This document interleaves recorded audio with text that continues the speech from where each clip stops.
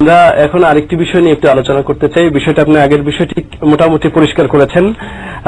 নয়াদিগন্ত, আমার দেশ সহ আরো কয়েকটি পত্রিকার শিরোনামে আছে শাহবাগের আন্দোলনের যিনি মূল, যাকে ঘিরে এখন আন্দোলন হচ্ছে, ইমরান এইচ সরকার, ডাক্তার ইমরান এইচ সরকার। এখানে বলা হচ্ছে যে ইমরানের ঔদ্ধত্য সরকার নয়, শাহবাগই বেশি শক্তিশালী। তো এই যে কথাটি বলেছেন, এই বিষয়টাকে কিভাবে আপনি দেখেন? এই কথাটার মধ্য দিয়ে যে আস্ফালন এবং যে ঔদ্ধত্য প্রকাশিত হয়েছে, এটা একটা পরিষ্কার বাংলাদেশ রাষ্ট্রের বিরুদ্ধে যুদ্ধ ঘোষণা। এখন ঘটনা হল যে আপনি মেরি শেলির লেখা বিখ্যাত গ্রন্থ ফ্রাঙ্কেনস্টাইন, বিজ্ঞানী ফ্রাঙ্কেনস্টাইন দানব তৈরি করেছিল নিজের প্রভাব প্রতিপত্তি বজায় রাখার জন্য। পরবর্তীকালে সে দানবের হাতেই সে মারা গিয়েছিল আর কি। তো এই জন্য বলা হয় যে ফ্রাঙ্কেনস্টাইনের দানব। সরকার যে ফ্রাঙ্কেনস্টাইনের দানব করে সরকারের ভেতর আরেকটি সরকার তৈরি করে শাহবাগ থেকে বাংলাদেশের জনগণকে নির্দেশ দেওয়া হচ্ছিল, যে কথাগুলো কাদের সিদ্দিকী সাহেবের মতো বীর মুক্তিযোদ্ধাও বারবার বলছেন, যে রাষ্ট্রপতির মতো ভূমিকা পালন করতেছে। প্যারালাল গভর্নমেন্ট তৈরি করা হয়েছে।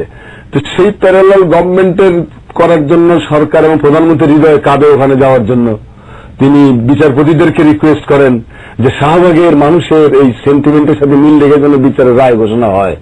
তো এই যে কথাবার্তাগুলো বলছেন এবং আশকারা দিতে দিতে আপনার কতদূর যায় ফ্রাঙ্কেনস্টাইনের দানব, তার প্রমাণ হলো এই ইমরান। এবং এইটা আমি মনে করি এর জন্য রাষ্ট্রদ্রোহিতার মামলা হওয়া উচিত অবশ্যই। কিন্তু এটা ক্রাইম এগেন্স্ট দিস কান্ট্রি, এই দেশের বিরুদ্ধে এবং এই সরকারের বিরুদ্ধেও। কিন্তু হাই ভাই, একটা বিষয় বলা হয় যে তরুণরা সবকিছু করতে পারেন, তরুণের জয়গান, অনেক কথা বলা হয়। সেক্ষেত্রে এই যে তারুণ্যের স্বতঃস্ফূর্ত বহিঃপ্রকাশ, এই অনুভূতির কারণেই তো হয়তো এরকম কথা বলেছে। আপনি এভাবে ব্যাখ্যা না দিয়ে এটাকে মানে অন্যভাবে ব্যাখ্যা কেন দিচ্ছেন? অন্যভাবে ব্যাখ্যা দিচ্ছি এই জন্য যে তারুণ্যের স্বতঃস্ফূর্ত তারুণ্য আর মতলবী তারুণ্য দুটোর মধ্যে পার্থক্য আছে। স্বতঃস্ফূর্ত তারুণ্যটা হলো এটা অভিনন্দিত হওয়ার মতো। যেমন আমাদের মুক্তিযুদ্ধের সময় আমাদের তরুণরা স্বতঃস্ফূর্তভাবে বেরিয়ে এসেছিল।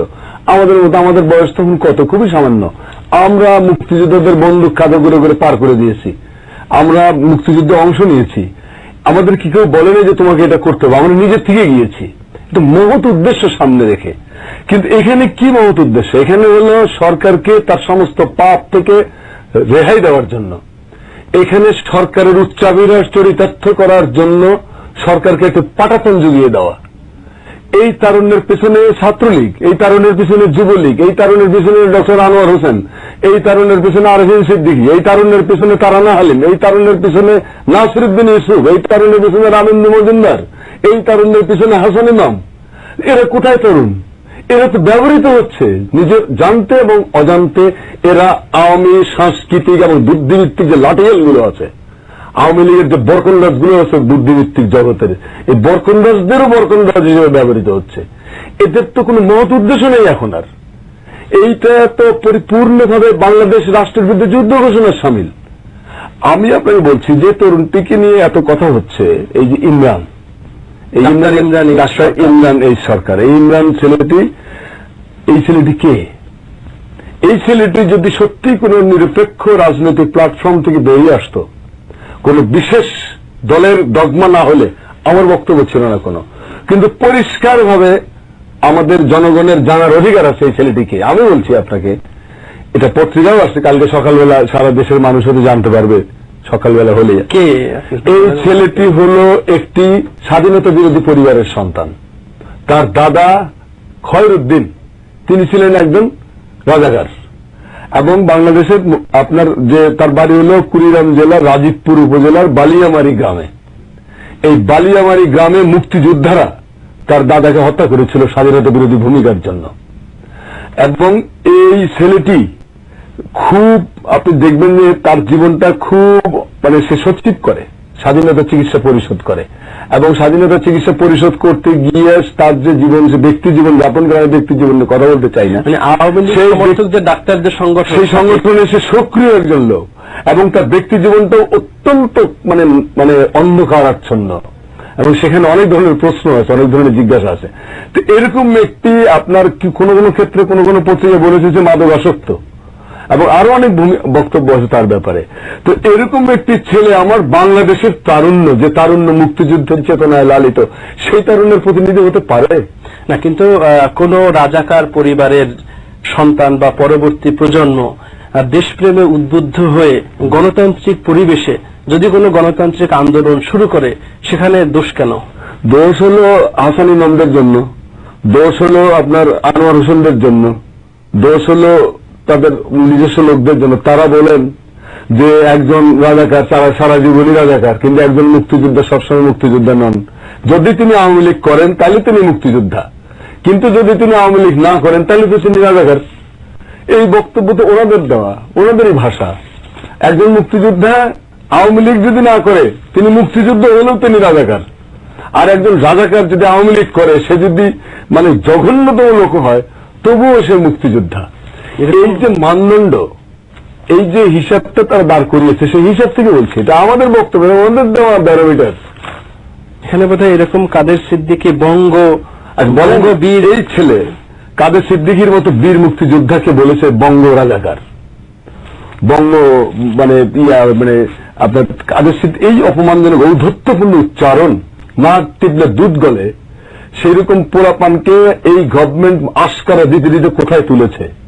তারা খালেদা জিয়াকে ওখান থেকে হুমকি দিয়েছে, ওখান থেকে ফেসবুকে, যে বেগম খালেদা যে 2 বারের প্রধানমন্ত্রী বাংলাদেশের, তাকে হুমকি দিয়েছে হত্যার জন্য। আস্পর্ধা।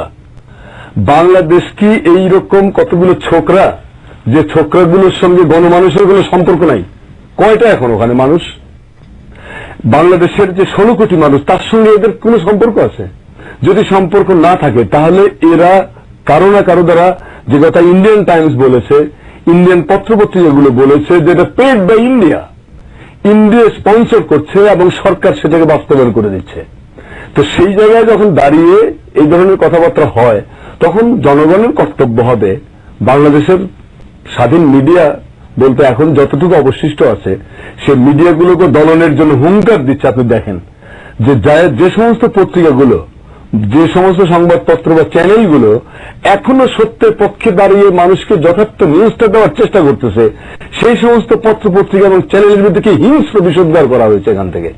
এবং একই সঙ্গে আপনি দেখেন যে একজন সম্পাদক মাহমুদুর রহমান, এই লোকটি এই সরকারের আমলে চরমভাবে নির্যাতিত হয়েছে সত্য প্রকাশের দায়ে।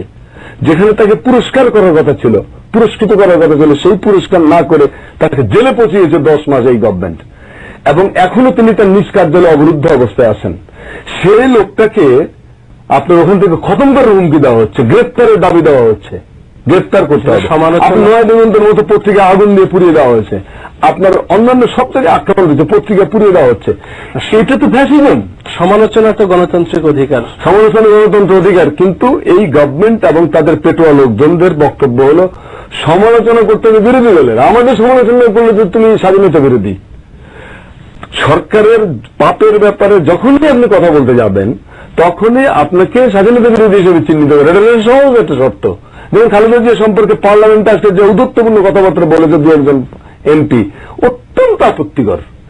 এটা একেবারে সুস্পষ্টভাবে আমি মনে করি যে শান্তি, শৃঙ্খলা, সংহতি, সম্প্রীতি, সমঝোতা, যত রকমের ন্যায় এবং কল্যাণের কথা আছে তার সবগুলোর পরিপন্থী।